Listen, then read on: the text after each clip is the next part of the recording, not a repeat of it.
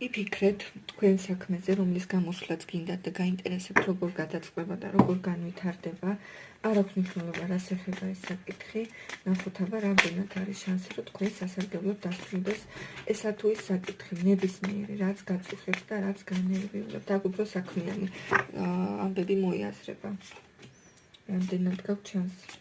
მე ვიტყოდი, რომ შანსი საკმაოდ კარგია და დიდი წარმატების და წინსვლის თითქოს და რაღაცა ამ სიტუაციის დასრულების მერე ახალი შანსი შემოთავაზება, შეიძლება ფინანსური დახმარებაც მიიღოთ, ან ფულიც მიიღოთ, ან რაღაცა მატერიალური სარგებელი მიიღოთ. აი ამ სიტუაციაში, რაც ცდილობდებით, ცვლილებები აუცილებლად იქნება ყველა შემთხვევაში და საკმაოდ პრივილეგირებულ, პოზიტიურ დადებით ენერგიებში ამოდიხარ, წარმატების მომტანი იქნება. გიჩანთ სიტუაცია იმის, რომ თქვენ სასარგებლოდ დაგვიგვინდეს და გადაწყვეტთ თითქოს გაიმარჯვებთ და იმას მიიღებთ, რაც გეკუთვნოდათ.